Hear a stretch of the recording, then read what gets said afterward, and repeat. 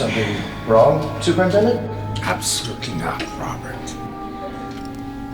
Please proceed.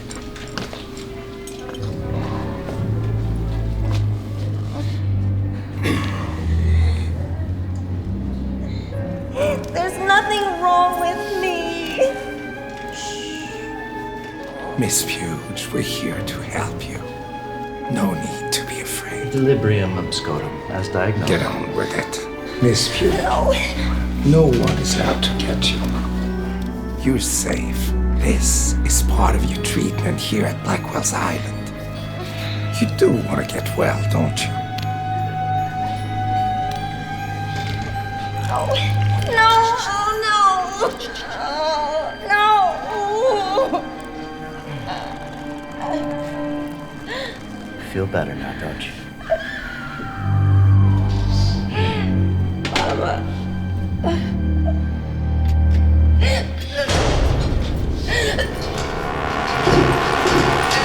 Dr. Kinnear, what's happening?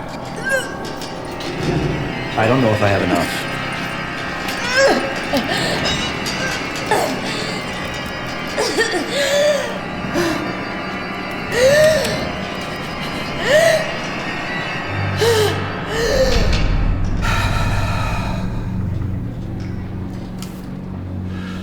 Can you hear me? Talk to me! Enough! Send her to the crematorium. I will make out the papers.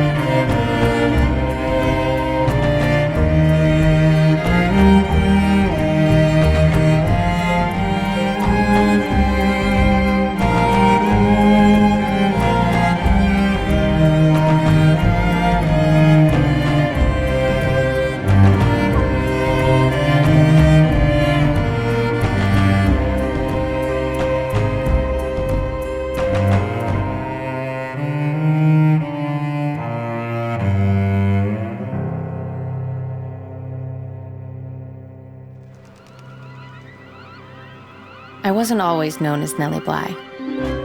I was born Elizabeth Cochran during the Civil War, outside of Pittsburgh, Pennsylvania.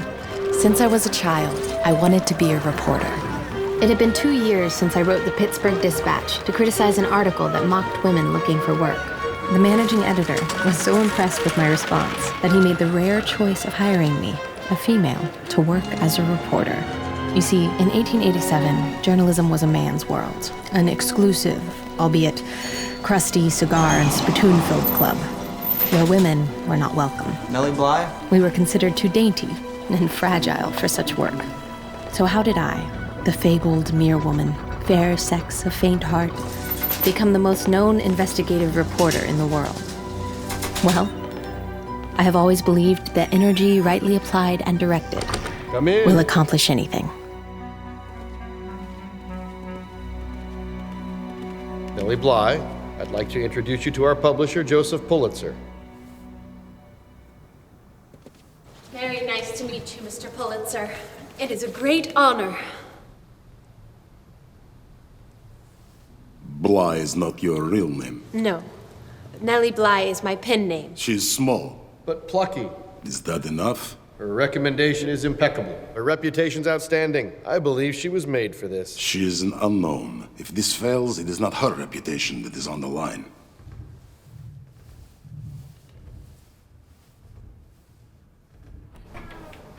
I would like to thank you for the advance, Mr. Cockrell. I am ready for any opportunity the World newspaper has for me. I've spoken with Mr. Pulitzer about some of the ideas you suggested. Oh? Would you have really gone up in a balloon? Without question. You gave the assignment to a male reporter instead. I would have drawn greater sensation. No doubt. But we have another idea. The World newspaper would like you to infiltrate one of the asylums for the insane in New York City. To report on the treatment of the patients. Yes. Which asylum? Blackwell's Island Lunatic Asylum for Women. To get in, I will have to be committed. We can find a doctor who'd be willing to sign the papers. No, I'll have to do it myself. The only sure way I am not revealed is absolutely everyone must believe I am insane. How will you get me out after I once get in? I do not know.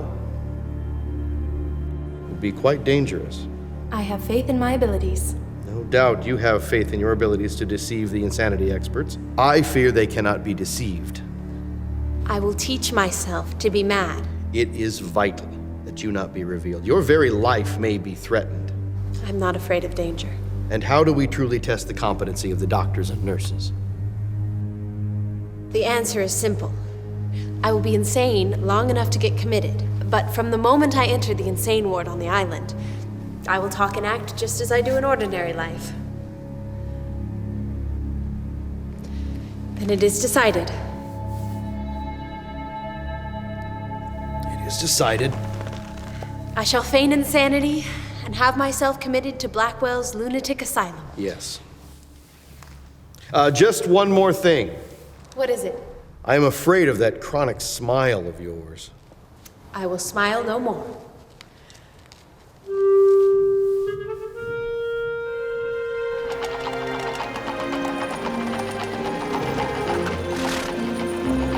After receiving my instructions, I returned to my boarding house, and in front of the mirror, I began to practice the role in which I was to make my debut, to convince the world that I was insane.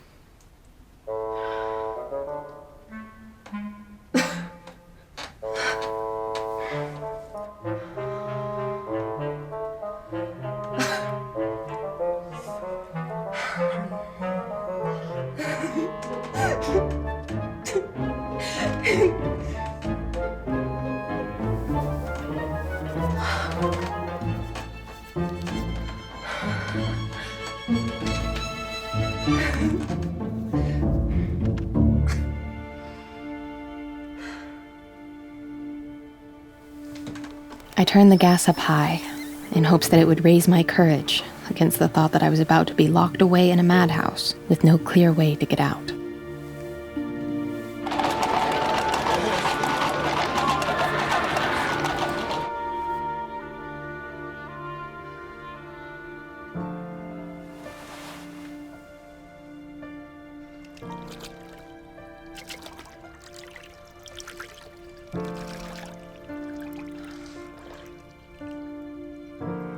I quietly bade farewell to the precious comforts of modern civilization.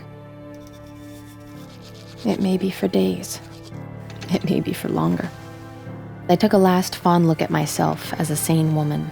Who could tell but that the strain of playing crazy might turn my own brain, and I would never get back.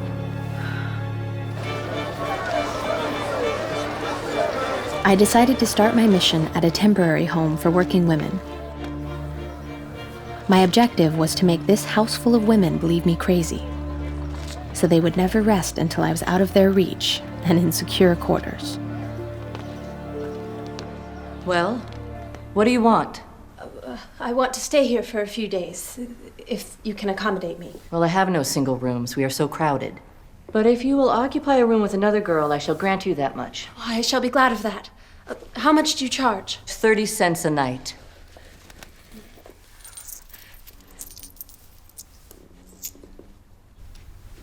Come along.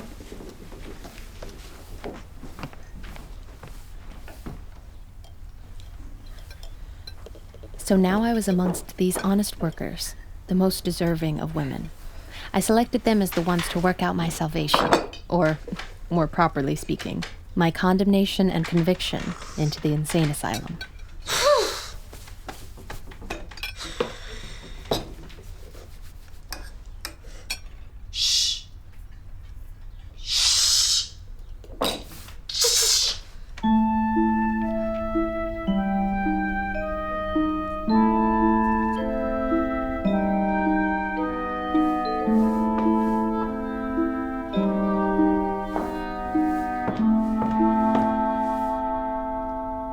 What's wrong with you? Have you some sorrow or trouble? No. Why? Oh, because I can see it in your face. What kind of work are you trying to get? I never worked. I don't know how. But you must learn. All these women work. Do they? Oh, why they all look horrible to me. Just like crazy women. There are so many crazy people about.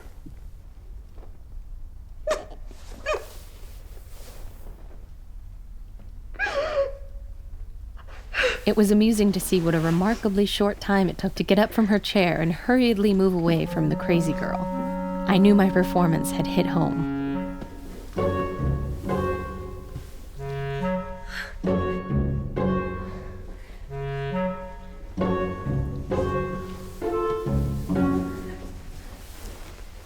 So I said to the supervisor that it's just not right to keep this place so cold. I mean, if they want us to produce faster, they really ought to invest in a couple sticks of wood for the stove. Don't you agree? I don't know. I cannot say. Oh, yes. I mean, no. I don't know. Oh, is it suddenly hot in here? I know nothing about the boats to Boston. I have to find my trunks. It's time for bed, ladies. Oh, I'm afraid. Can I not sit by the stairs tonight? Everyone in the house will think that you're crazy.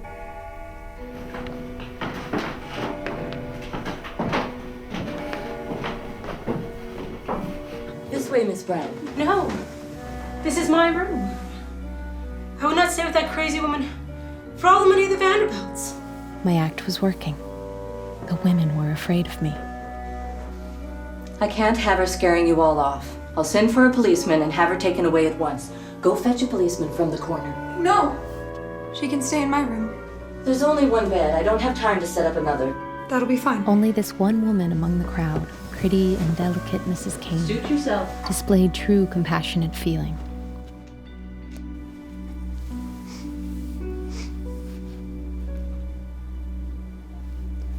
She smoothed my hair and talked as soothingly to me as a mother would do to a sick I child. don't remember much about my mother, but I always remember her combing through my hair and getting me ready for bed.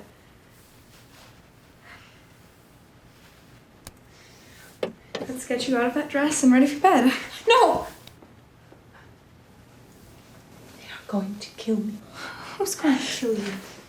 I will not take off my dress. Perhaps if you just lie down on the bed with your clothes on. No! Here, look. I will lay down on the bed with my clothes on as well and be ready with you. I will not.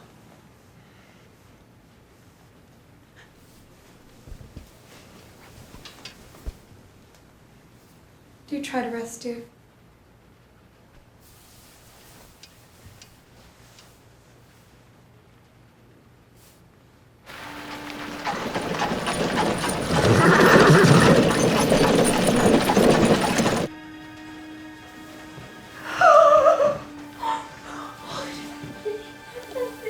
Dear, you're still awake.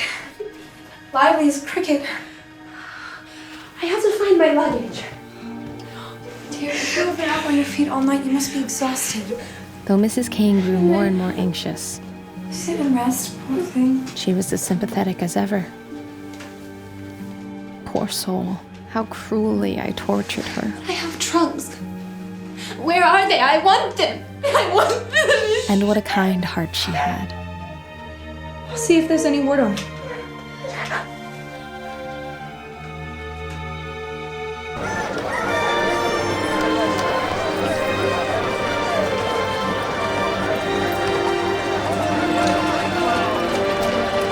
much I admired her courage and kindness. How I longed to reassure her and whisper that I was not insane. How I hoped that if any poor girl should ever be so unfortunate as to be what I was pretending to be, Poor child. she might meet with one who possessed the same spirit of human kindness as Mrs. Ruth Kane. Yes, I believe the poor dear is insane.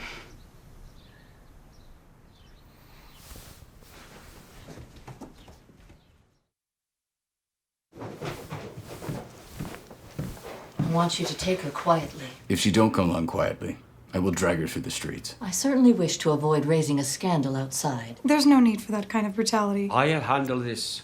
We'll take her along quietly. Well, hello there, sweet girl.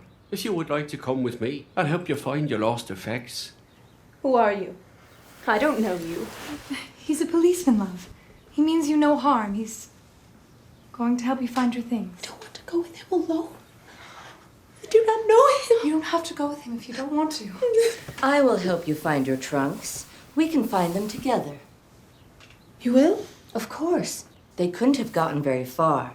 Now you just come along with me.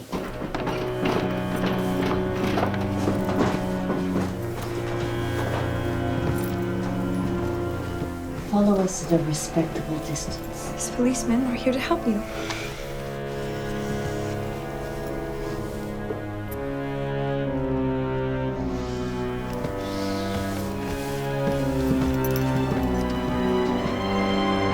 The skies were overcast as I was taken to the Essex Market Police Court, where at last the question of my sanity, or insanity, was to be decided.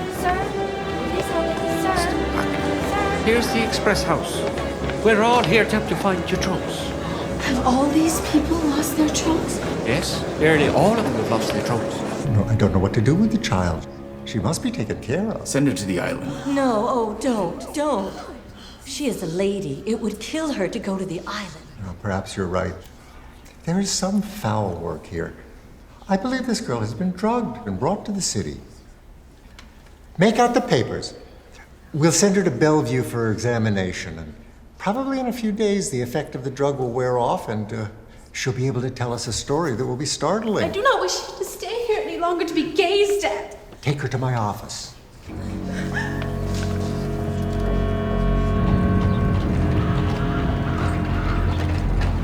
Put out your tongue. I said, put out your tongue. I don't want to. But you are sick, and I'm a doctor. I am not sick. I just want my trunks.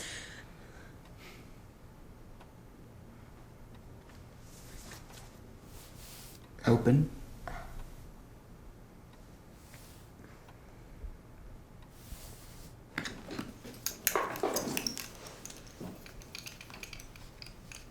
Take a deep breath.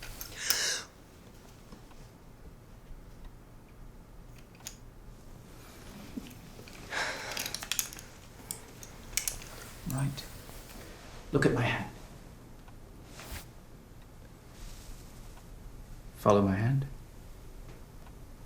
And again.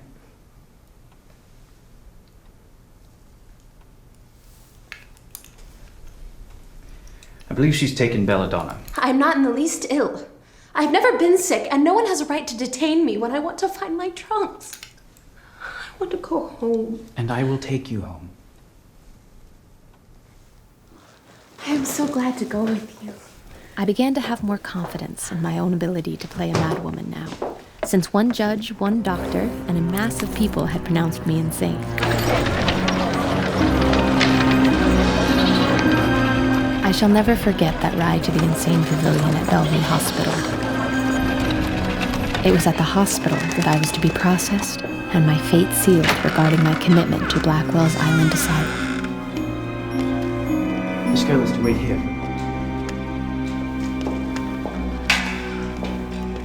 Oh, please do not go. Please do not leave me here, I beg you. Or take me with you. You said that you would take me home. I have to assist with an amputation.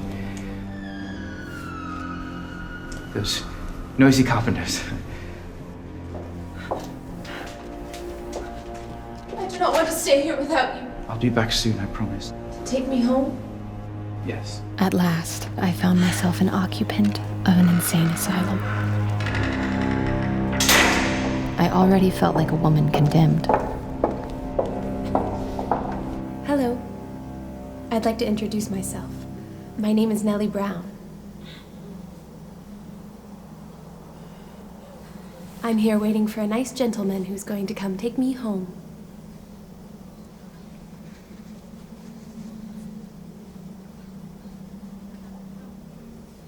I'm Anne.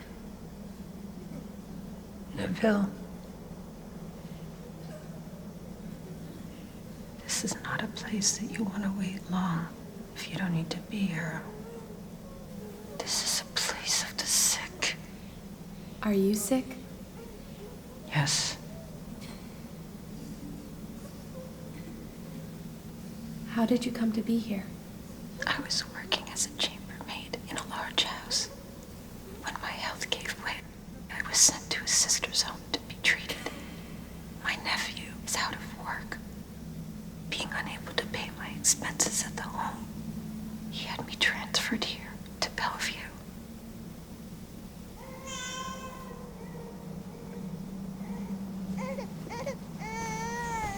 Is there anything wrong with you mentally? No.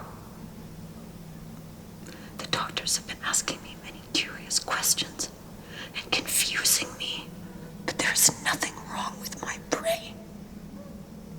Do you know that only insane people are sent to this pavilion? Yes. I know. But the doctors refuse to listen to me, and it's useless to say anything to the nurses. Let me hold the baby.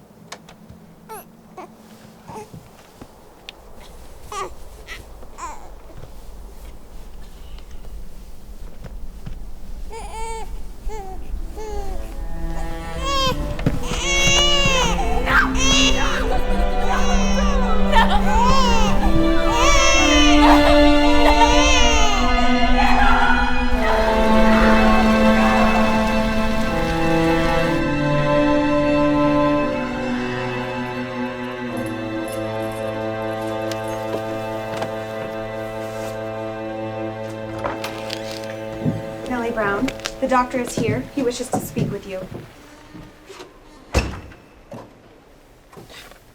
How are you feeling, Nellie? Oh, I feel all right. But you are sick, you know. Am I? Yes. Tell me, why did you think the women in the temporary home were going to harm you? Temporary home? What temporary home? You did not stay in a temporary home for working women? No. I've never stayed in such a place. What was the name of the judge presiding over your case? I do not remember going in front of a judge. I see. What is your father's name?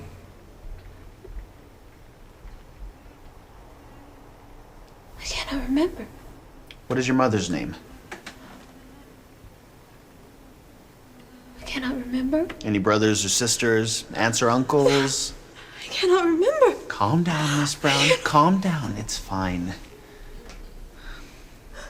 Do you not have a lover that cast you aside? No. Now, what street was the temporary home you stayed at located? I did not stay in any temporary home. All right, that's fine, Miss Brown. You try to get some rest, all right?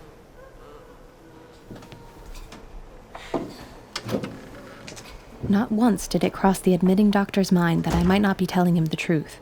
Based on such an examination, I doubt any doctor could tell whether people are insane or not.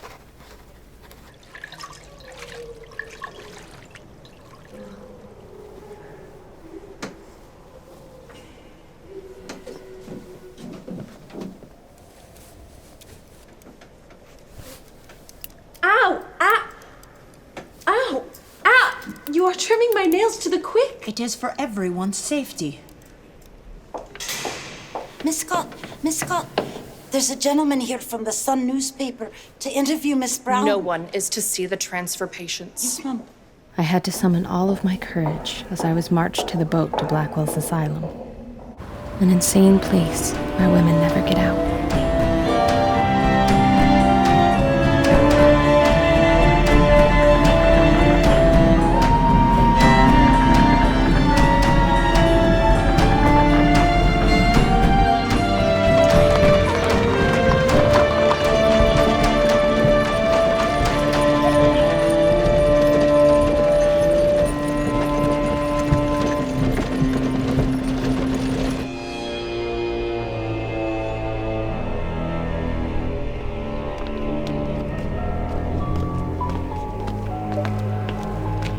Come with me.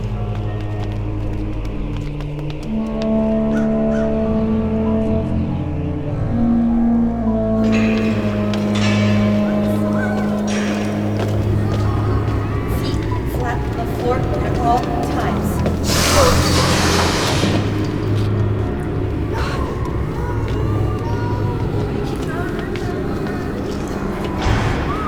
Strange how after all of my bravery, I felt a chill at being locked up with fellow creatures who were truly insane.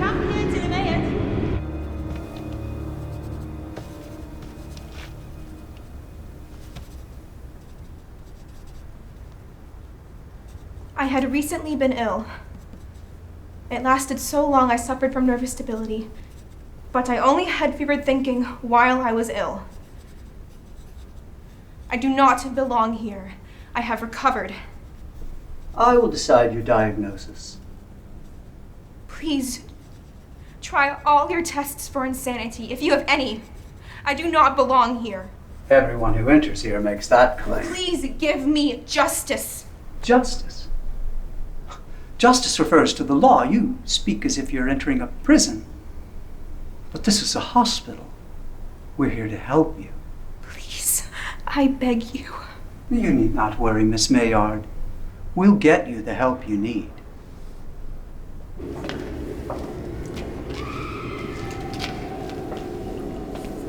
I'm so frightened. He didn't listen to me at all. Mrs. Louise Chance. I will try by every means to be of benefit to you. What can you do? Doctor, please. Do not understand what is Your going. name? Ich spreche kein Englisch. Miss Gruber, you're German. Ask her what her husband does. Was ist denn Ihr Gatte von Beruf? Ist Künstler. Her husband is a craftsman. Very well. Mrs. Louise Shans is admitted to Blackwell's Island in No, this is not right.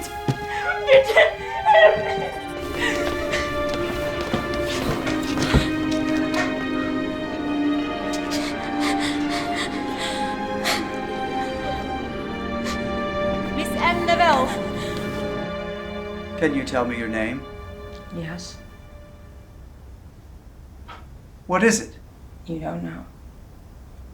Or are you seeing if I know? What are you writing? I ask the questions. Like the others, the poor girl was condemned to the insane asylum for life. And Neville. Without being given one feeble chance to prove her Nellie sanity. Brown. The doctor wants you. As according to my plan, the moment I entered Blackwell's, I dropped my act of insanity and acted just as I do in everyday life. What is your name? Nellie Brown. What's the color of her eyes? Gray. What is your age? 19 last May.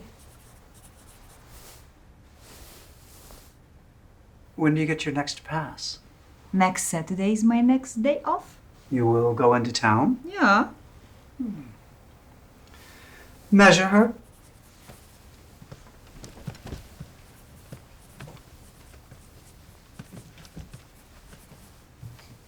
What is it? Now you know I can't tell. Yes, you can. Now look and tell me. I can't. Do it yourself.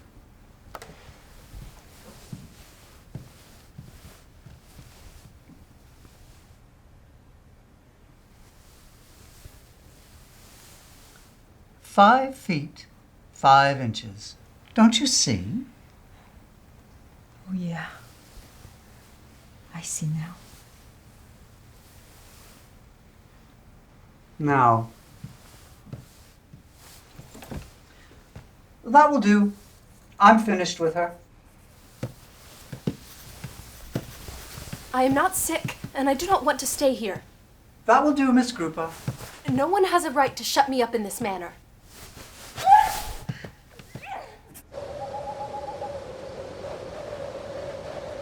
Bath time, single file.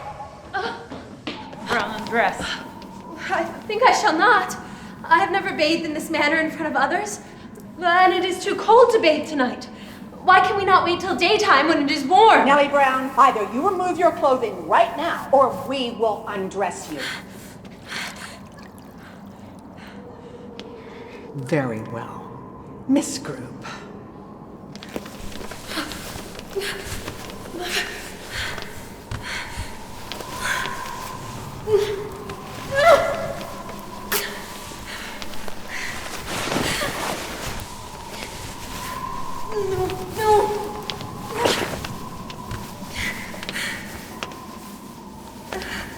I will not remove it.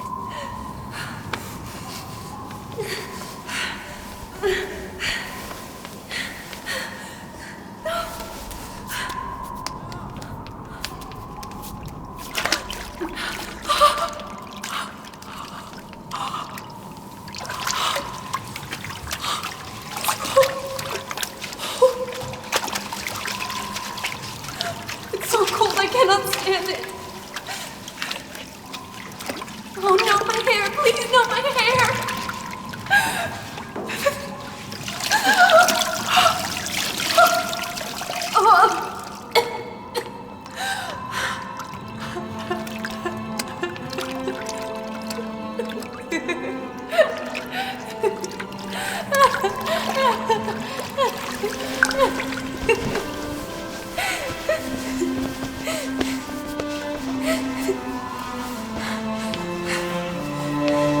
Next.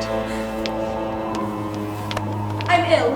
I'm sick with a cough in my chest. I cannot get into cold water.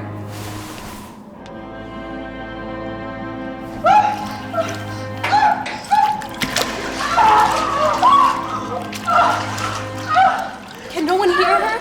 She is ill. She's not well enough for cold water. Please, please. My head is sore. My head is falling out.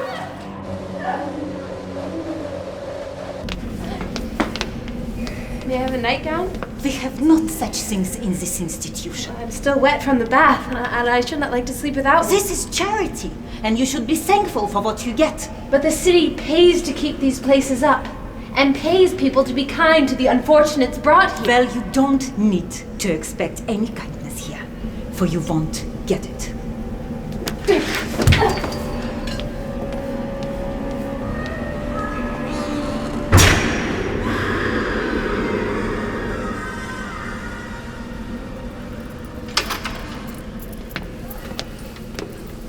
Brown, get up. Drink this. What is it? It's something to help you sleep. What's in it? It's laudanum. Is that not an opium mixture? Yes, it will help you sleep. I'm not going to take opium. The doctor has ordered it. You must take it. I will do nothing of the sort. Hello, Miss Brown. Refusing your medication. It is opium. I do not wish to take opium. Nearly all the patients take it. I'm not going to take it. I do not intend to lose my wits, even for a few hours. If you do not take it, I will put it in your arm with a needle.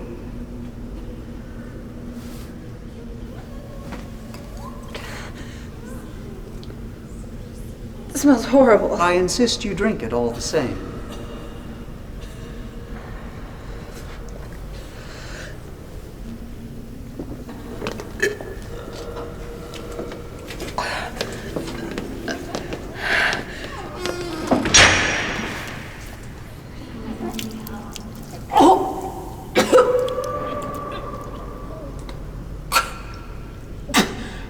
I thought of Robert Bruce, the warrior who led Scotland during the Wars of Independence. In his captivity, he found confidence from a spider building her web across the roof of his cell, undeterred by failure.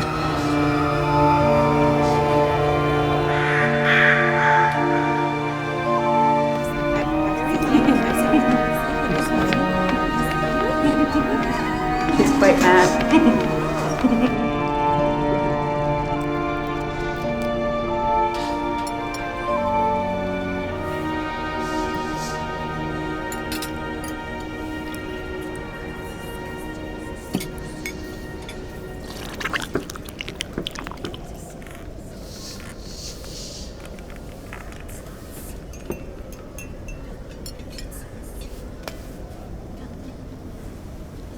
You may have my bread.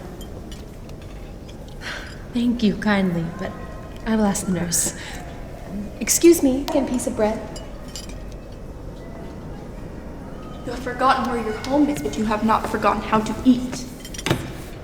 Thank you.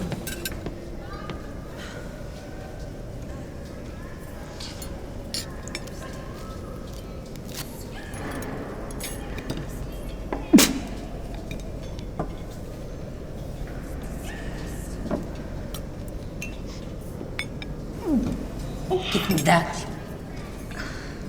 To have a good mind, the stomach must be fed. I cannot eat this stuff.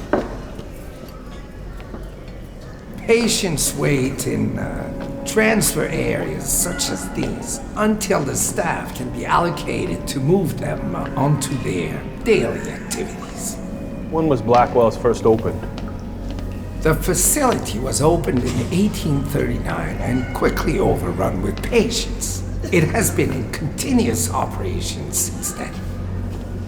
Blackwell's was designed by the famed architect Alexander Jackson Davis. The facility is constructed of granite, reflecting a feudal-style architecture with its fortress-like appearance. It stands 600 feet long. With the proper funding and guidance, Blackwell's will one day be a utopian example of the most advanced treatment of the insane. We have worked miracles with the limited funding available to us. But now you can see why we need additional funding. Gentlemen, please come this way.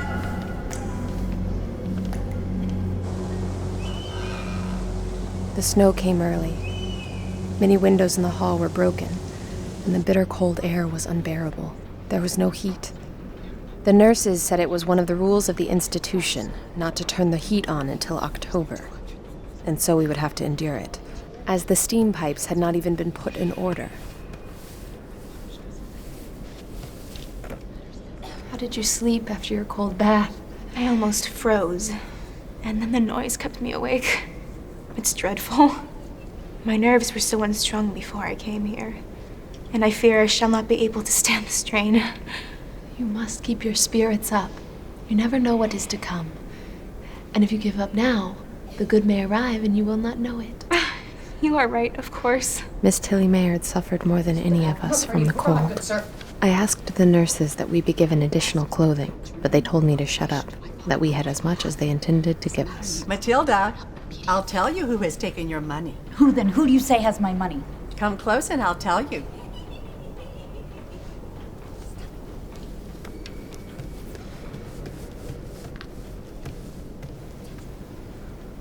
Who then? Who?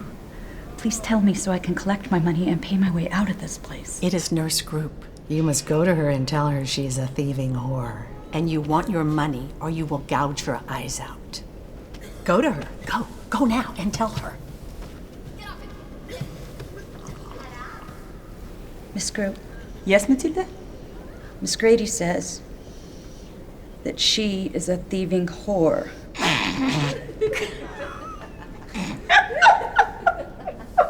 Matilda, come here to me.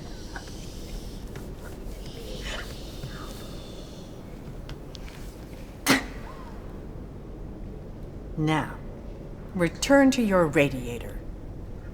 The lawyers that stole your estate are in there waiting for you to give them a piece of your mind.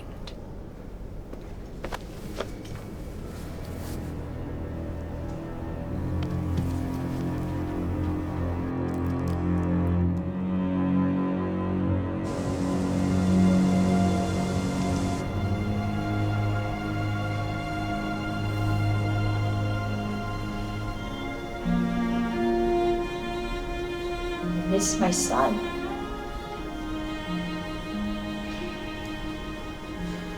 Miss Survey, his hair would smell sweet after a bath.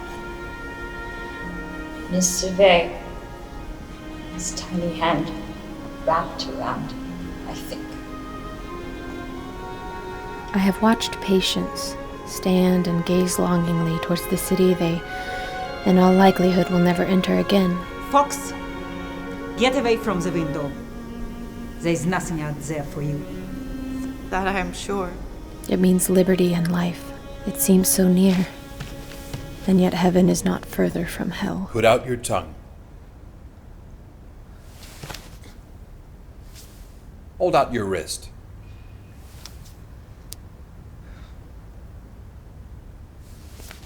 Look at my hand.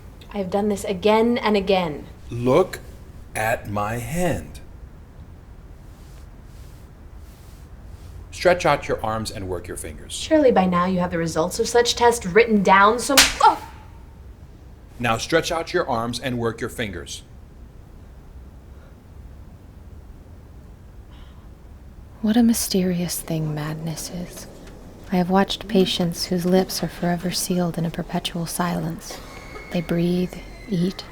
The human form is there, but that something which cannot exist without the body is missing. Who sent you here? The doctors? For what?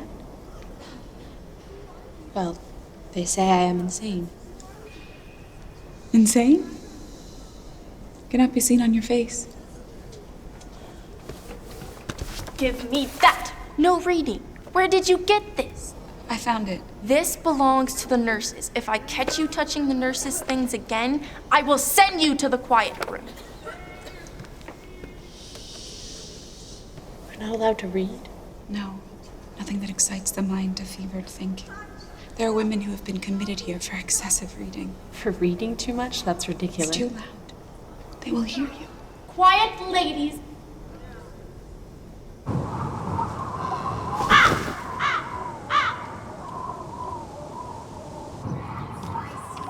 I couldn't help but wonder about the minds of the nurses.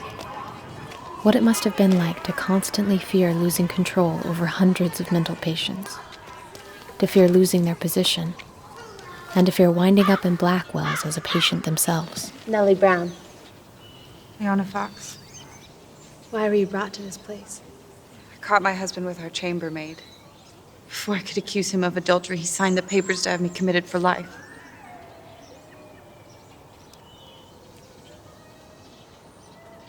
Did you tell the doctors?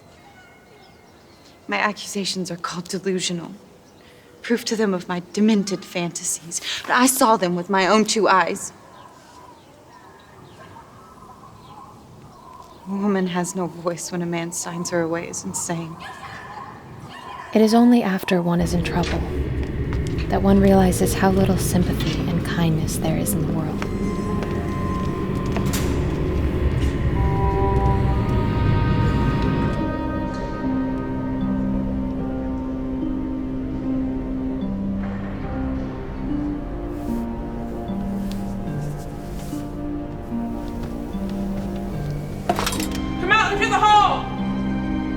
It's an invitation to supper.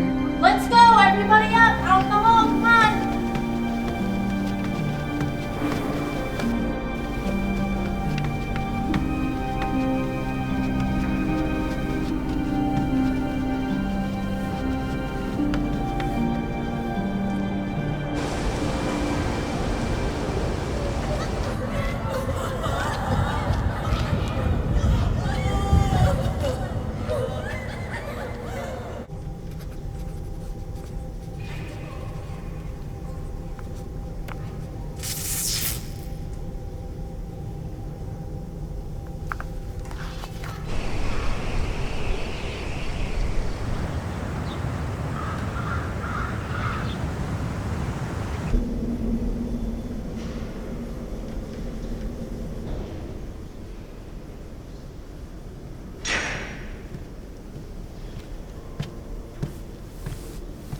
Nellie Brown, come with me. Where am I being taken? A judge is asking questions about you. So you caught the eye of Dr. Ingram. He wishes to speak with you.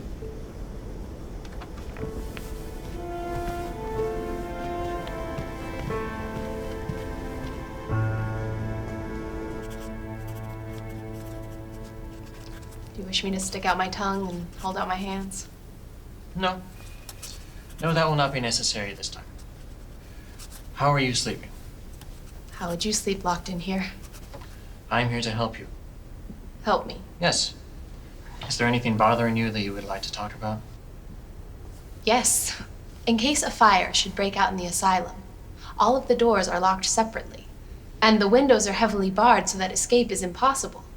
A fire is not improbable, but one of the most likely occurrences. The nurses are expected to open the doors. Should the building burn, the jailers or nurses would never think of releasing their crazy patients. These women will be left to roast to death.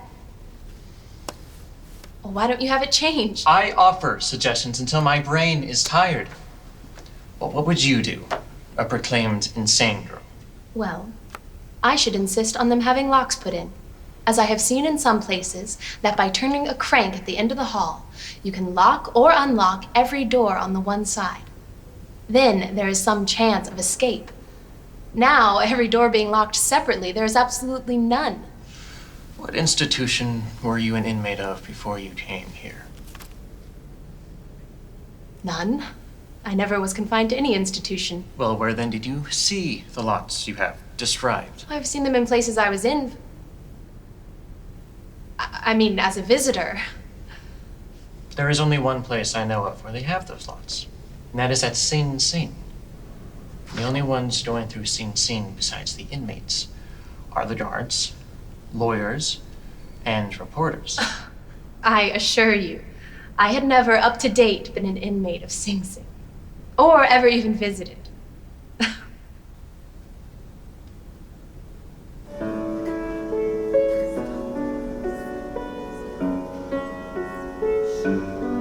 There were whispers that those who attempted to get word out about the conditions in the asylum disappeared. I was increasingly fearful that my notebook would be discovered.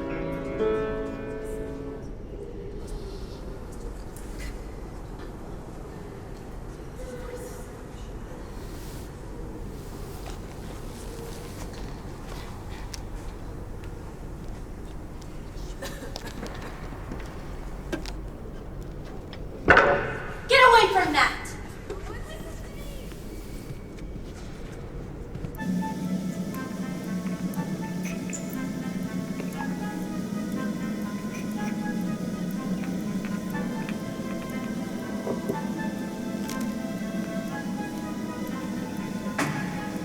Have a look. Exactly as you expected. Urena, what is your age? Why, I am 14 years old. 14 years old.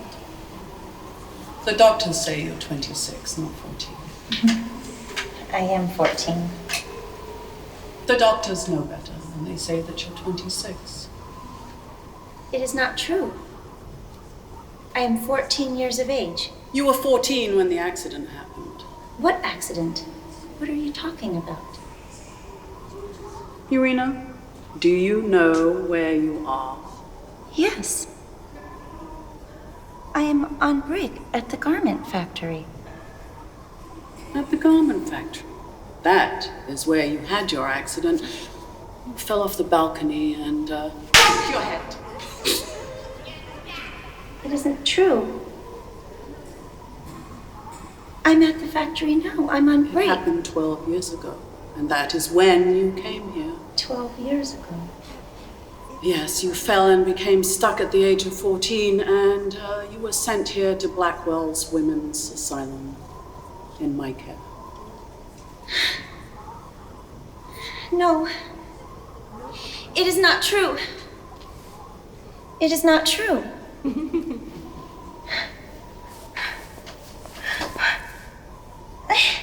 Am I not at the factory?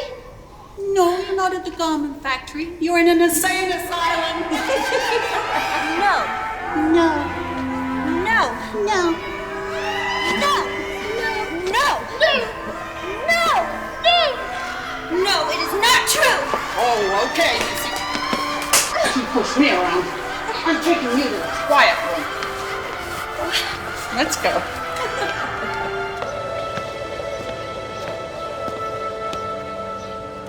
Blackwell's had a stench to it, partly from the kitchens and partly from the on-site crematorium. It had become clear to me that Blackwell's was a dumping ground, a place for the city to rid itself of the overflow of the poor. Once committed, there was no way to exit except through the crematorium. What do you know about her? Not much. She's arrogant and a troublemaker. Is she responding to treatment? We have her on laudanum. Increase the dosage. Hello, Miss McGinnis. Hello, Miss Brown. Why were you brought here? I was sick. Are you sick mentally? Oh, no. I had been overworking myself and I broke down. Having some family troubles and being penniless and nowhere to go, I applied to the commissioners to be sent to the poorhouse until I would be able to work again. But they do not send poor people here unless they are insane. Don't you know there are only insane women, or those supposed to be so sent here? There are 1,600 women on Blackwell's Island. I knew when I got here that the majority of these women were insane, but then I believed them when they told me that this is the place where they send all the poor who had applied for aid as I had done. I'm gonna kill you! I'm gonna kill you! I'm gonna kill you! Who are they? They're the women of the rope. They're considered to be the most violent women on the island. They live in the lodge. I myself shared the fear that everyone felt at the possibility of being sent to the violent ward. The mortality rate there was high.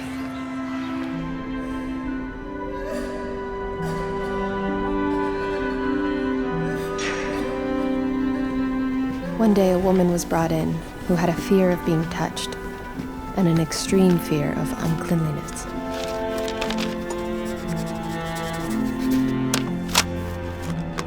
Sit down while we get you set up with a room and a proper gown.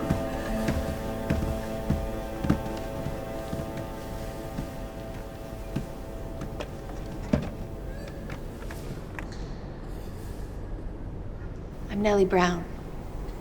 Margaret. Tilly Maynard.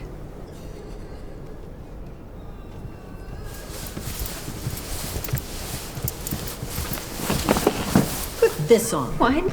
Here? You left modesty in the outside world. In Blackwell's, we have nothing to hide. No, I will not. It is not dignified. That rag is soiled. I will not put that dirty thing. No! No! Stop it! No! Lift your hands off me!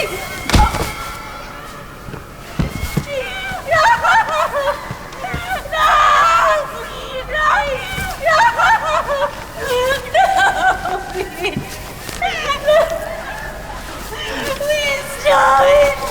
Stop it!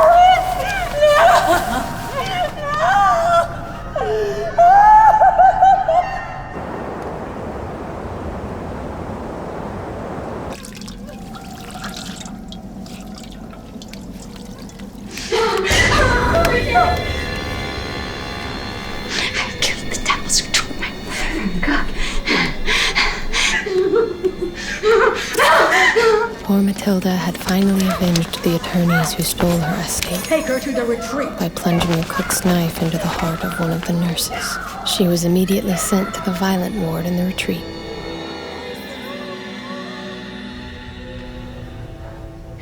Is it Nellie Brown? Louise? It's so cold. Louise Shantz? Yes, it's me. It's so cold. God, let me die. Please, God, let me die.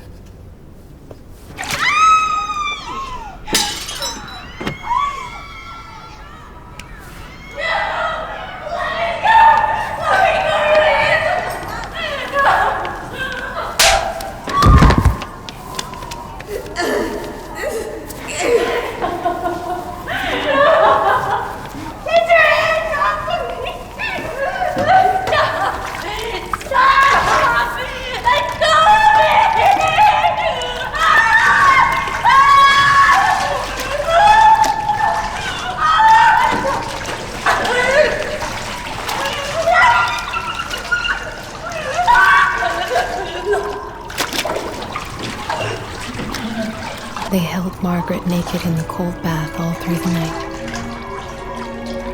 Help me carry her to her room.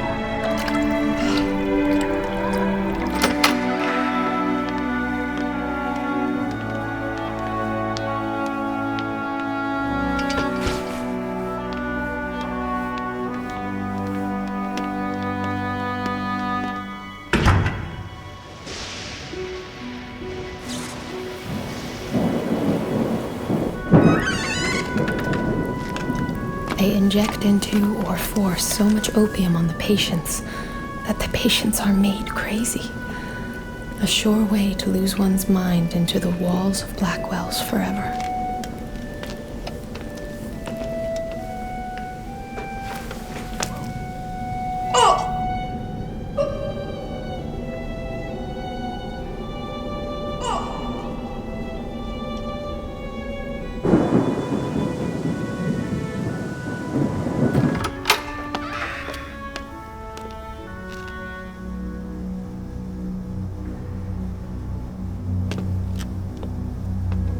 Everybody up, bath time, single file.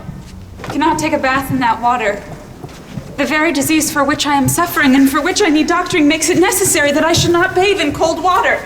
I do not want to go into that water. It is filthy and filled with human excrement and the burst eruptions of sick patients' skin.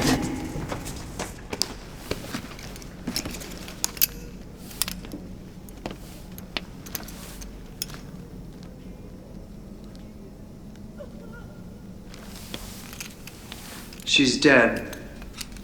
How was she last night? These bruises on her cheeks. It looks as if she was in a fight. She was agitated, Doctor. I see. Obviously, she died of convulsions. I'll make out the death certificate. I'm finished here.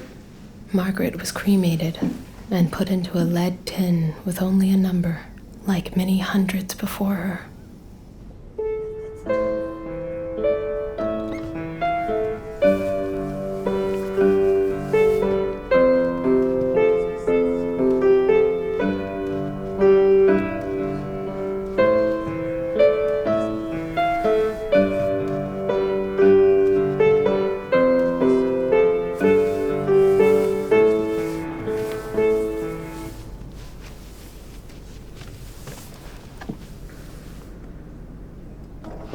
Don't stop, Miss Brown. Play another. I never learned to dance. It isn't that difficult. I said no.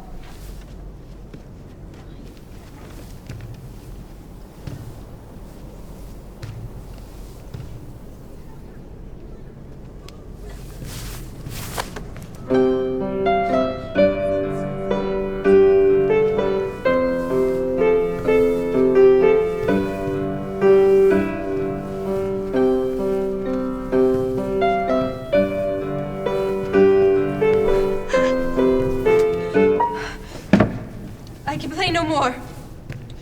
My hands have stove up. No matter, when one has music in one's spirit.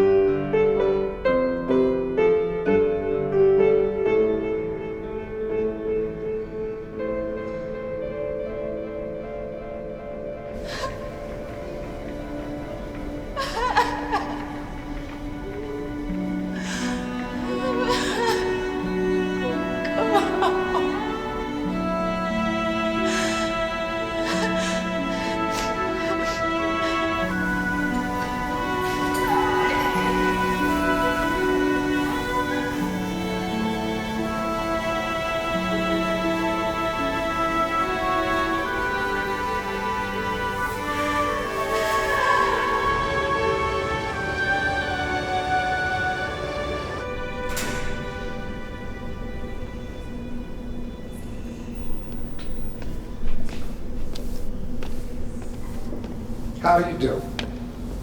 I'm Superintendent Dent. How are you today? Stay back! She has a fever. What is this patient's name? Her name is Louise Shans. She doesn't belong here. They took her baby away at Bellevue Hospital. Louise? She is suffering from the cold and insufficient clothing. The nurses will be here. Take her away.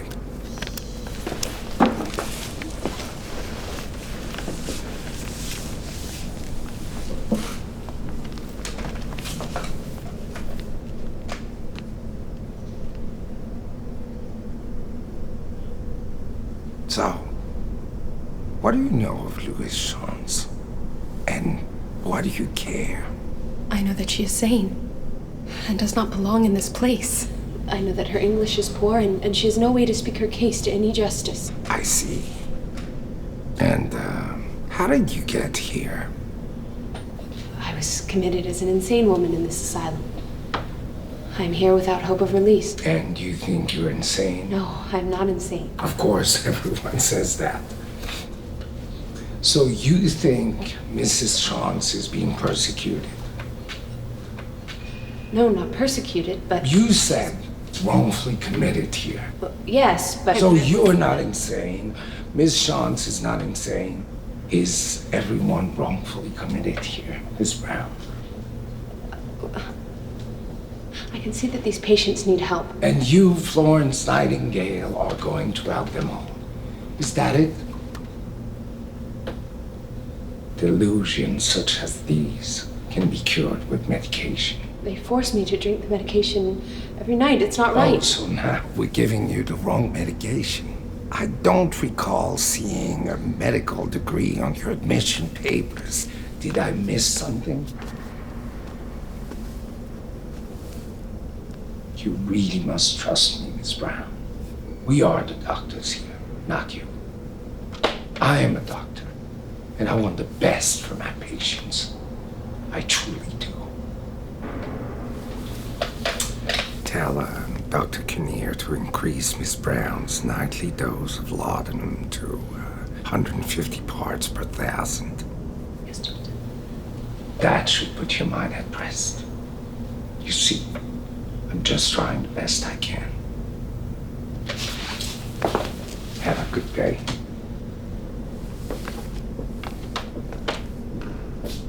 Go on. Mind your business.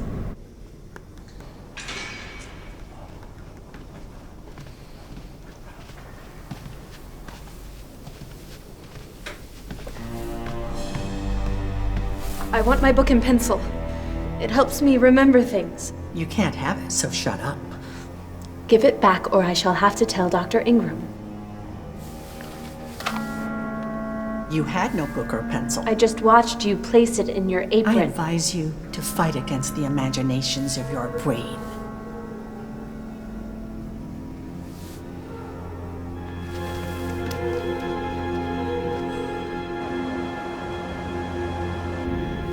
Benny? Is that my husband, Benny? I'm sure you're mistaken. It's Benny! Benny, my husband, he's come to take me out of here! Stop it! That is not your husband! It's Benny! He's come to free me! Benny, I'm here! Oh dear. Benny! Benny! He's He's come to free me! Benny! Just leave her alone! Benny, take me out of here! Leave her alone! Benny, please! Stop!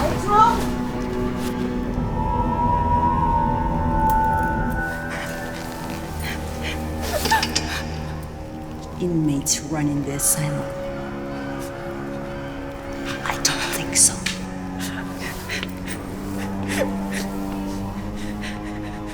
You have brought this particular lesson on yourself.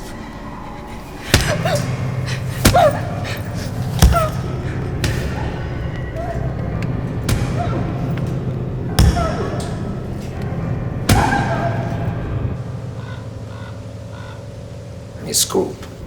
Yes, doctor. What happened to this patient? She was trying to escape, doctor. She had a delusion that her husband is coming to take her out of Blackwell's. How did she get those black eyes? She had the bruises when she was brought in. No. They look fresh to me. Are you sure she had it when she came in? I will have a good talking with the orderlies. Get to the bottom of this. Make sure you do that.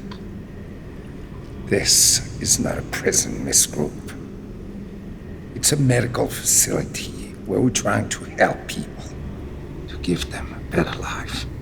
Is that clear, Miss Group? Yes, Doctor. As it turned out, Mrs. Cotter wasn't delusional. Her husband, Benny, had actually been doing everything in his power to take her out of Blackwell's, but was caught in bureaucracy. Eventually, he triumphed and won her release.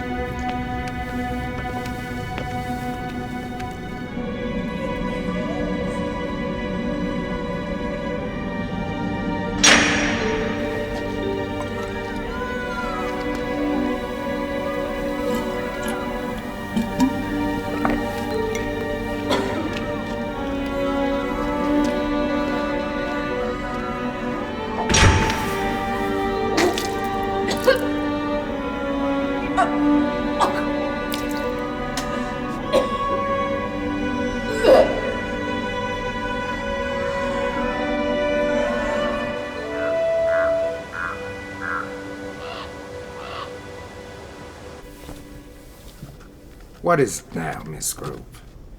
One of the nurses took this from the patient, Nellie Bly. Let me have it.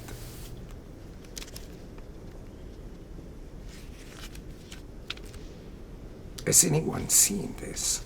No, Doctor. It's very organized and articulate for a mental patient.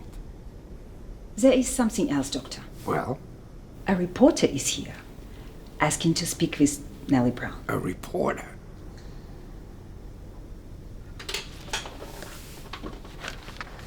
It is the fault of that meddling judge who sent her here.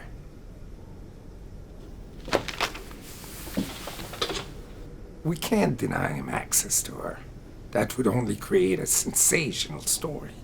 Let him meet with her. But make sure they're never out of close sight of the nursing staff. Yes, Doctor. And if she says anything, that could be harmful to this institution, see that she's cut off. Here, put that on quickly.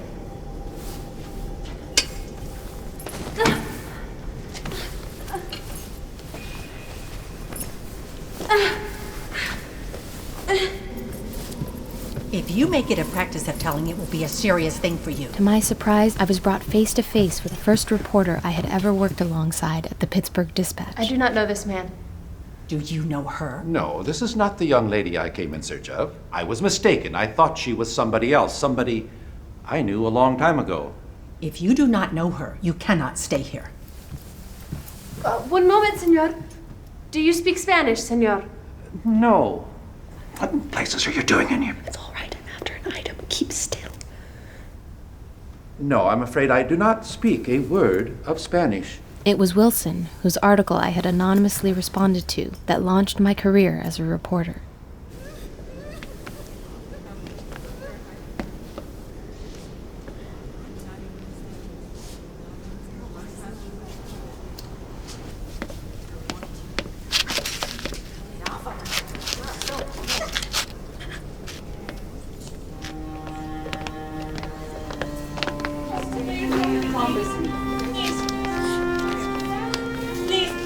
I'm so cold. Why can't I stay here?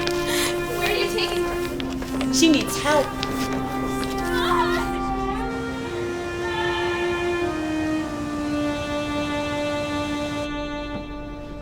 Anne Neville was one of the quietest women in the institution.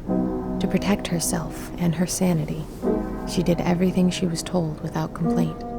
I admired her strength and determination of will.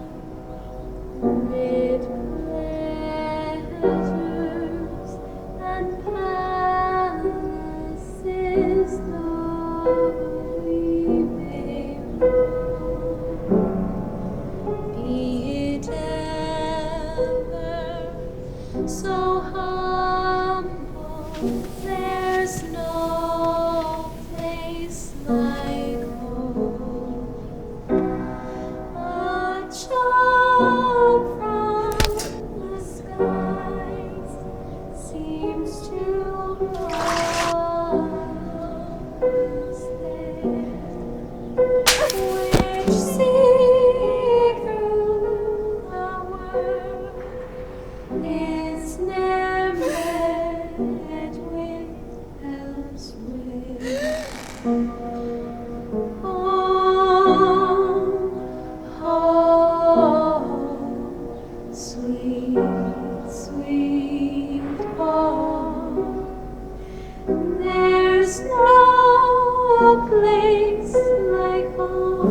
Get away from here.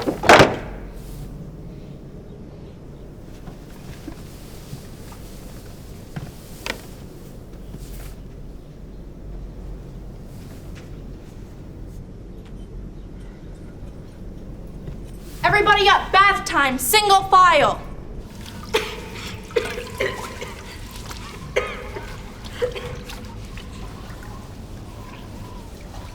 I don't think I'm gonna survive today. Don't fight them. They'll move you through faster.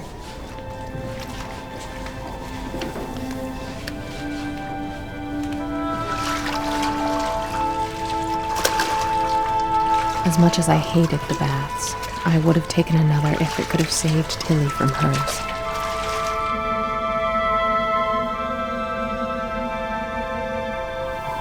My heart ached to see Tilly Mayard go from recovered from her sickness when she had been brought to Blackwell's, to growing ever sicker as the days wore on. Tilly had changed so much for the worse that I was mortified when I looked at her.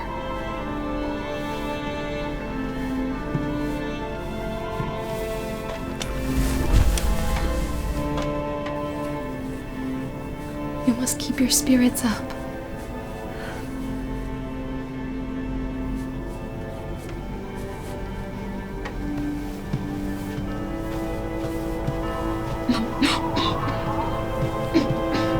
It is cruel to lock people up and then freeze them. She has as much as any of the rest. She'll get no more.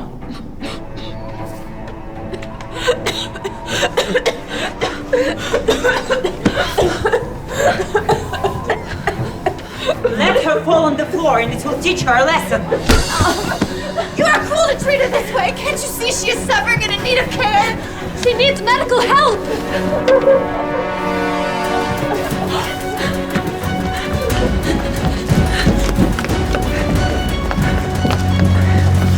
You must send help for a patient, Miss Tilly Mayard.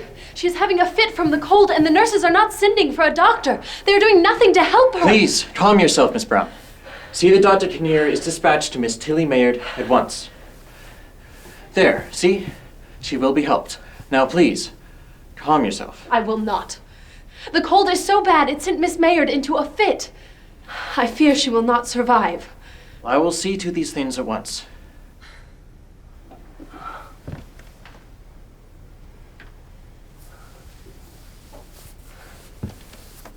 Why? Why am I being given special treatment? Why is the assistant superintendent so interested in my case in particular? We care about the treatment of all patients at Blackwell's insane asylum. And Judge Duffy has been sending reporters to ask about you. Tell me, do you think you are insane?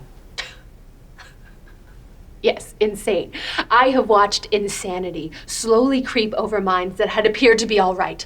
I curse all doctors, nurses, and public institutions for their treatment of people that have no advocacy. I will order Miss Rady to see that more clothing is given to the patients.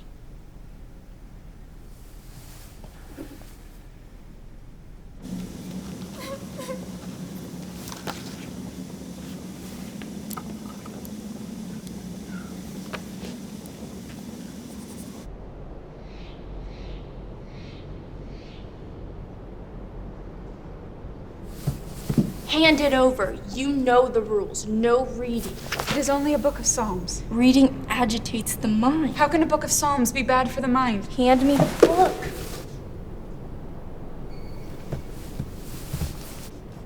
Hand it over.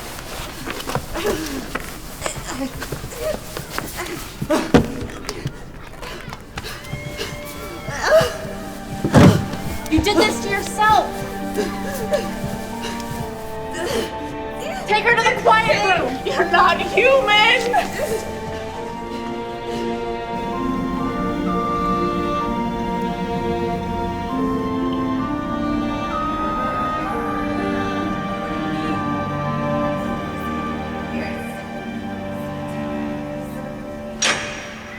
Brown, go to the kitchen, get a meal, and take it to Mrs. Shan's room. At the kitchen, I was greeted with a spread of fresh fruits, marbled meats, and fine cheeses. Food the likes of which was never shared with the patients. Mrs. Shans is ill. What about that? That's for the doctor.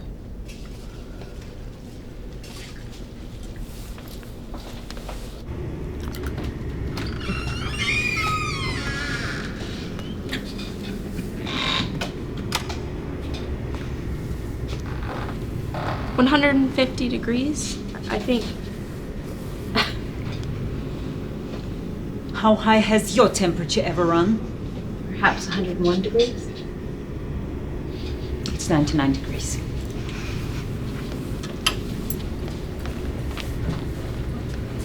Brought you some food. Do not want it. I know how you feel.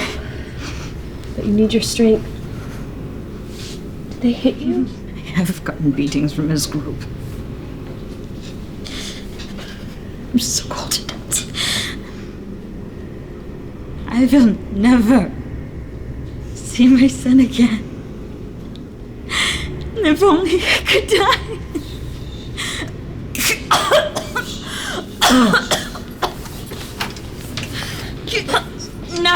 Nine. Please. No, please, there's nothing wrong with me. Now, dear Miss Shantz, we're here to help you. Hold her down. No.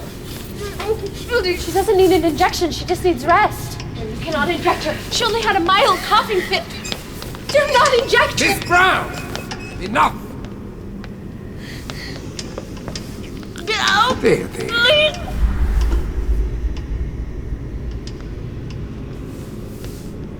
Isn't that better? My kid, you've grown so much. Come dance with me. 1, 2, 3. 1, 2, 3.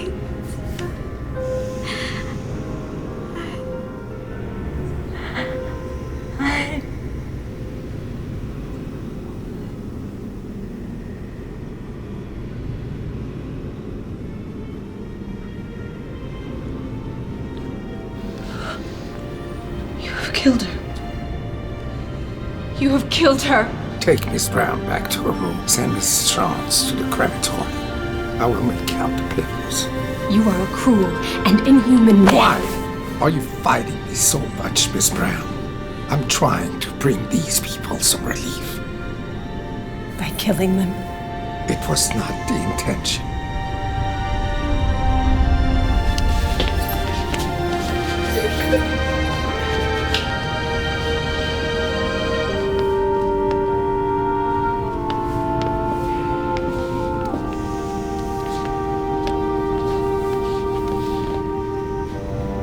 You have brought this upon yourself.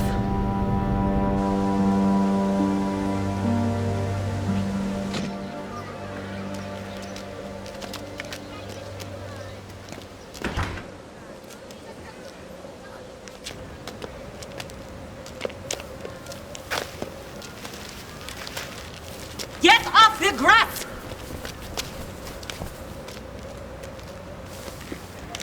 Tilly. Tilly, I dreamed of my mother last night. I think she may come today and take me home.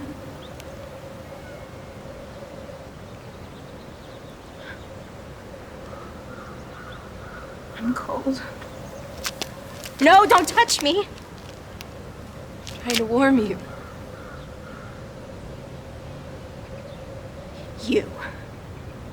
You are a traitor. They're doing this to me because of you. You're trying to pass yourself off as me. Tilly, what do you mean? They're reporters and they're doctors that have come calling to see Nellie Brown, our friends in search of me. But you are by some means trying to deceive them that you are me. Oh, Tilly, I am your friend. You are not my friend! I'm here because of you!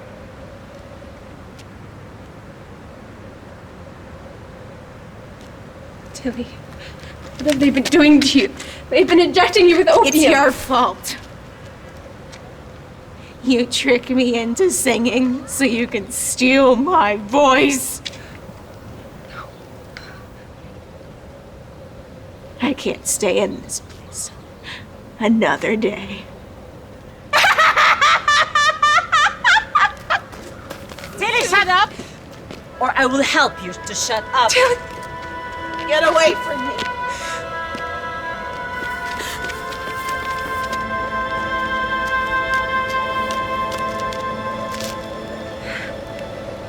There are 16 doctors on this island, and excepting 2, I have never seen them pay any attention to the patients. How can a doctor judge a woman's sanity merely by bidding her good morning and refusing to hear her pleas for release? You have no right to keep sane people here. I am sane, have always been so, and I must insist on a thorough examination or be released. Several of the women here are also sane. Why can't they be free? They are insane and suffering from delusions. You're such a damn whore. It's a good thing for you that you are being transferred, or I would make you pay so well for remembering to tell Dr. Ingram everything. You forget everything about yourself, but you never forget anything to tell the doctor.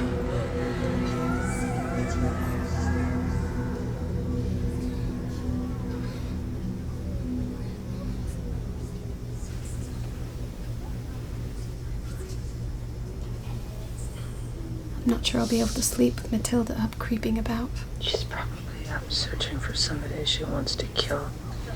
Someone down there in the dirt. I heard the nurses talking about you. What did they say?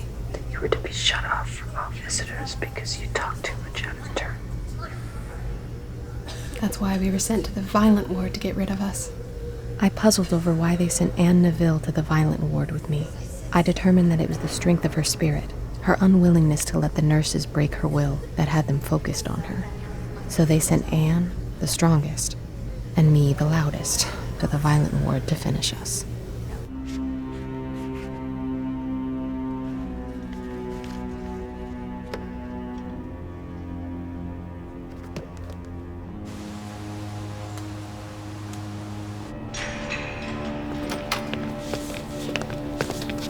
Why was I put in here? Shut up.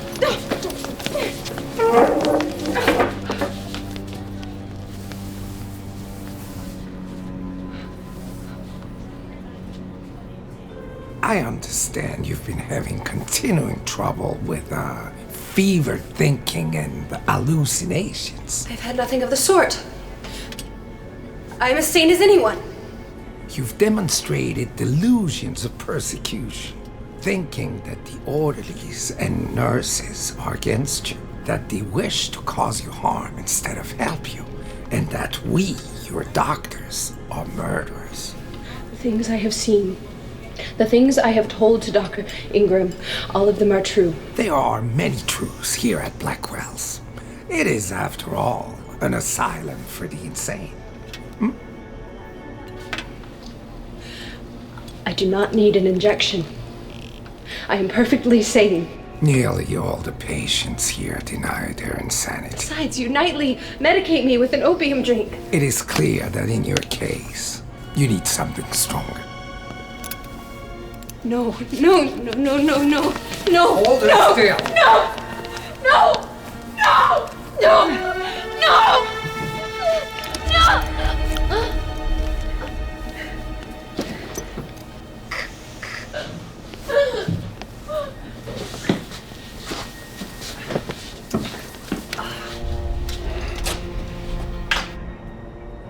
Let her be for a bit. check back on her in an hour.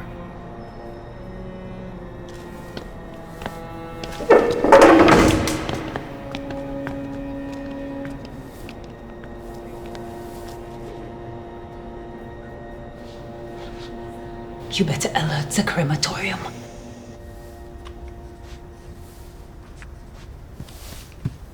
Excuse me. What are you doing? Superintendent Dent. Yes. I am Peter A. Hendricks, Esquire.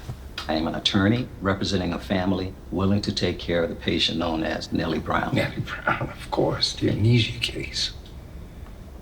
Nellie Brown is unfortunately a very sick girl, and I cannot vouch for the safety of her health if she were to be released at this time.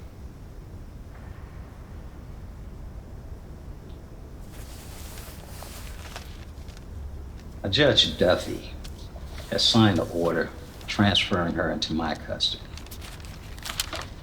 As you can see, it is official.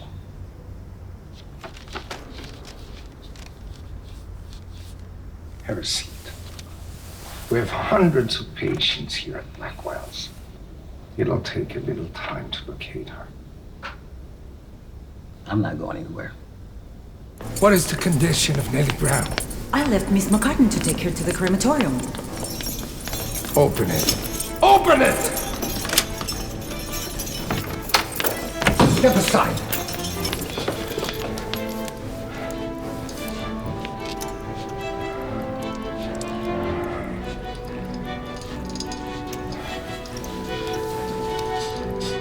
Come, Miss Brown. Come back to us. Wake up! Come out of it! Miss Brown, I need you to wake up!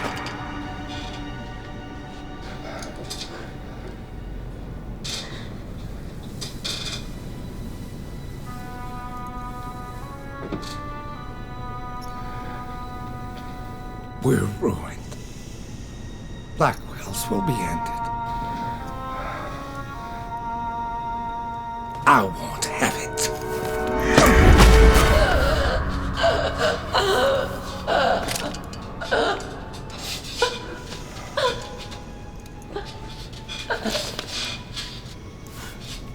Her heart is beating. What? Her heart is beating. So it works. I was right. It works. Watch over her tonight. Make sure she gets plenty of water. At sunrise, send her into the yard. Have your nurses keep close watch over her till I call for her. Yes, Doctor.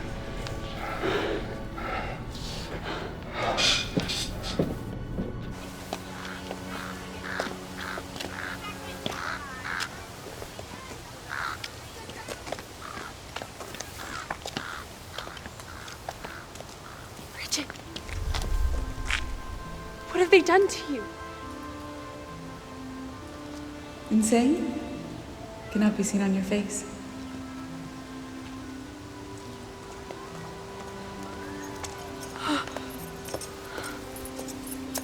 Brown, you're to come with me. Where am I going? A lawyer, Mr. Hendricks, is here to see you.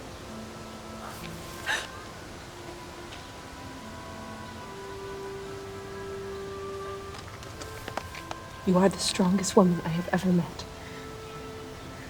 You are leaving. You'll be back. No, you won't. You would have to be crazy to come back here. I never want to see you here again.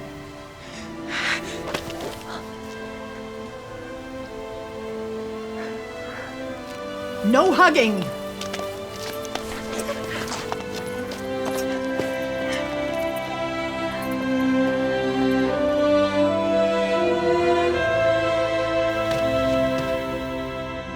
This is Peter A. Hendricks, Esquire. He's an attorney. How do you do, Mr. Hendricks? Very well, Miss Brown. Thank you. Have a seat, Nellie. I represent friends of yours that are willing to take charge of you if you'd rather be with them Yes. than in the asylum. Yes. Don't you want to know who they... No. Very well.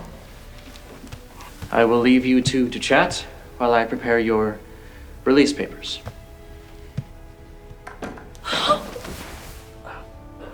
So, Miss Brown. Miss Brown. Miss Brown. I am instructed to provide you with anything. Anything you need on our journey back to the city. Something to eat. Immediately. Of course. Of course. I had looked forward so eagerly to leaving that horrible place. Yet when my release came, and I knew that God's sunlight was to be free for me again, there was a certain pain in leaving. How long was I in the madhouse? You mean you don't know?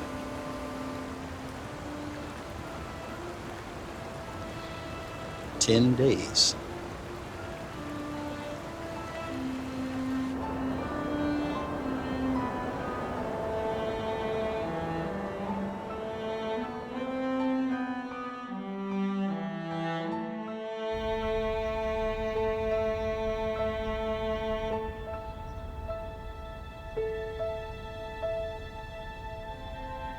Could I pass a week in the insane ward at Blackwell's Island?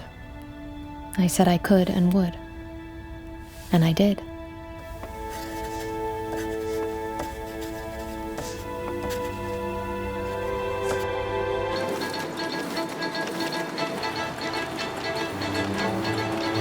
My story spread like wildfire, and spread not only across the US, but across the globe. I was a new celebrity. Oh, Miss Brown. I had proven that a woman could do the man's job of reporting by writing the most successful piece of news Joseph Pulitzer had ever published.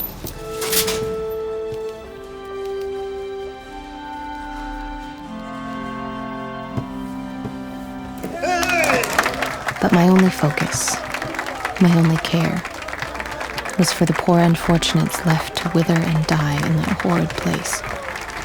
I was determined to shed light on their conditions. The nation is in a fit over your story. The mayor of New York has launched his own investigation, as have several members of the city council. This changes everything for you. Yes. Nothing will ever be the same from here on out. No, I expect not. Here, this is for you.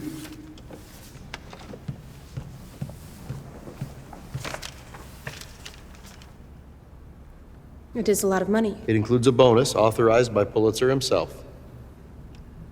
I only want the standard pay. The rest should go to the orphans. Oh, yes. You've been summoned to appear before the grand jury about the conditions at Blackwell's. You swear to tell the truth, the whole truth, and nothing but the truth, so help you God.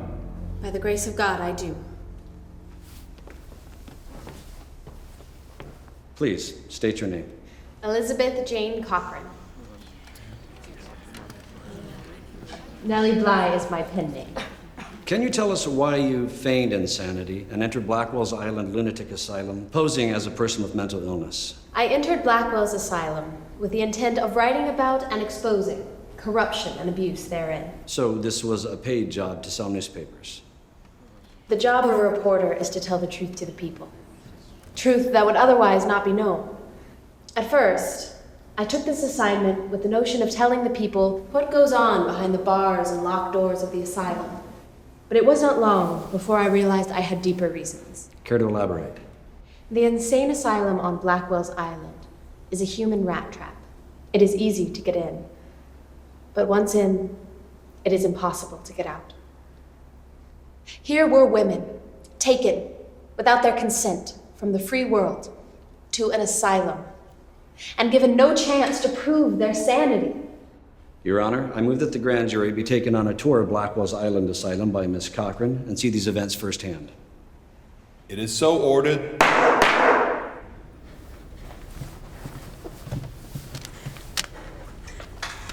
The grand jury is here. Yes. We must eliminate all traces of Brown's visit. We are in danger. Just go. But just go.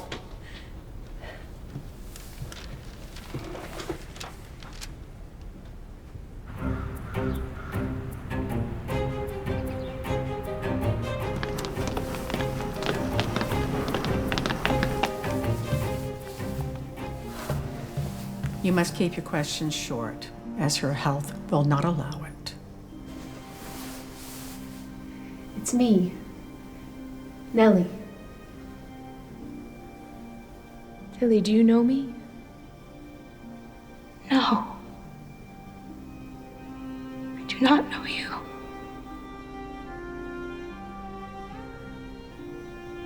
Should I?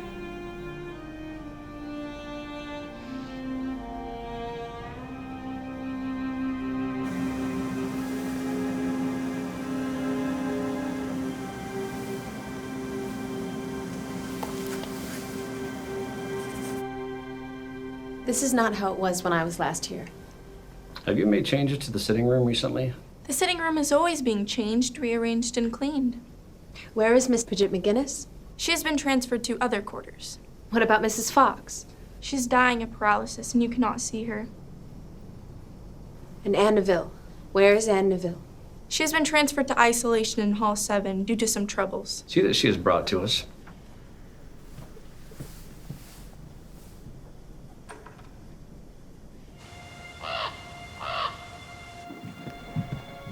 Miss Anne Neville has been brought down. She's in the hallway. Send her in.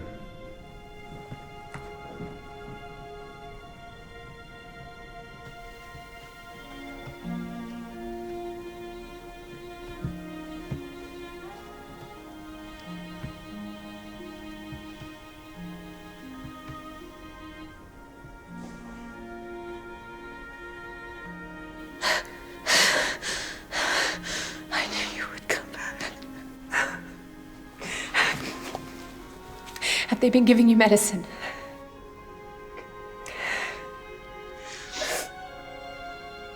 I have to admit, I was fearful when they came for me just now. They said I was going to be examined by a crowd of men. It is a grand jury, here to investigate Blackwells and how they treat us. All I want you to do is to tell the jury all that we have done since I was brought with you to the asylum.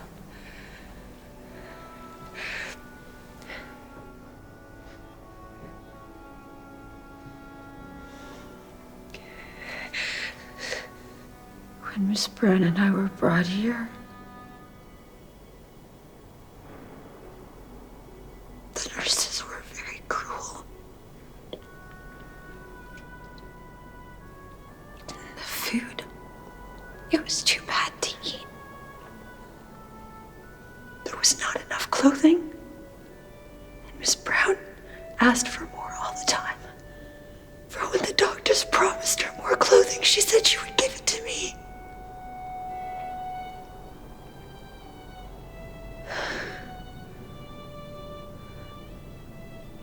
Strange to say.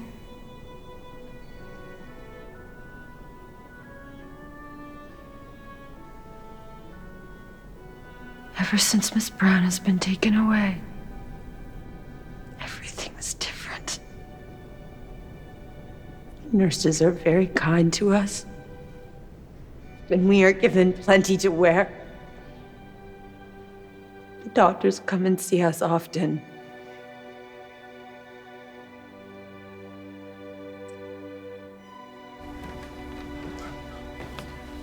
All rise for the Honorable Judge Henry A. Gildersleeve.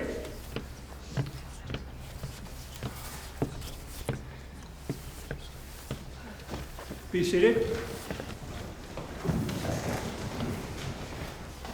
Has the grand jury reached a decision? We have, Your Honor.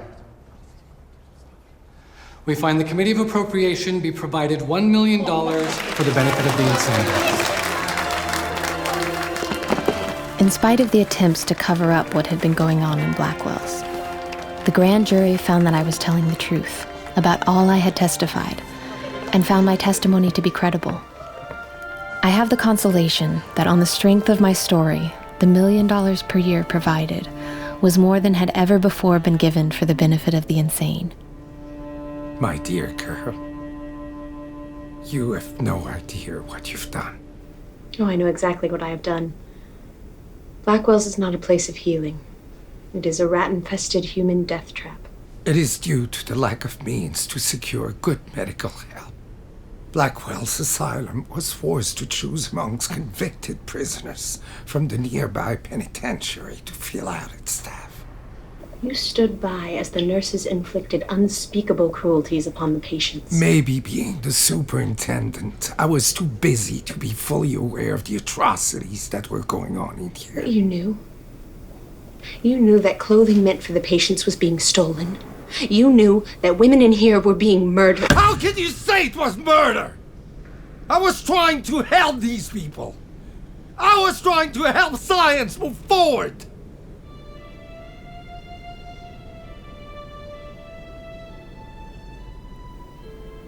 Dr. Dent, you've made a very old mistake. Throughout history, there have been those who have allowed atrocities with a higher ideal as an end goal.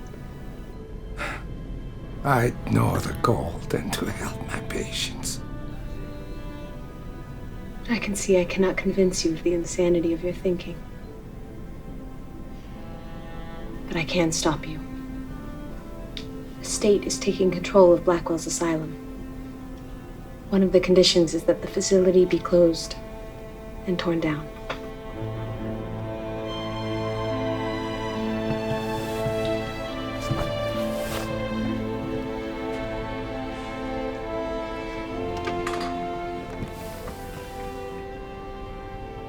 Goodbye, Dr. Dent.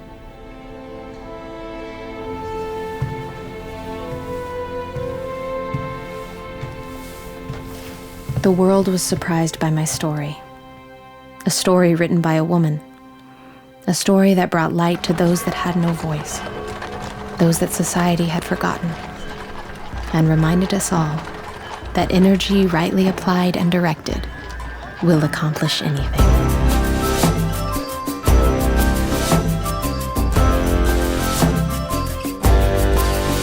Nellie Bly, the world could be yours if you try, Nellie Bly was just a girl born into a world when little girls barely mattered. See, even women couldn't vote, their jobs just left them broke, sewing clothes and stirring batter. Well, Nellie didn't think it was right. She took up a pen to fight for women's rights, and she told the whole world what it's all about. The world could be yours if you try, Nellie Bly, Nellie Bly. The world could be yours if you try. Nellie Bly, she was sly, and like a private eye, she went undercover into a woman's mental ward. See, her pen was like a sword. She played sick to be among the others. Because the patients, they weren't being treated right, she stayed in there for 10 long days and nights. And then she told the whole world what it's all about.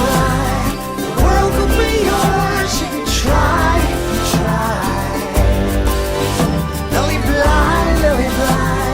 The world could be yours if you try,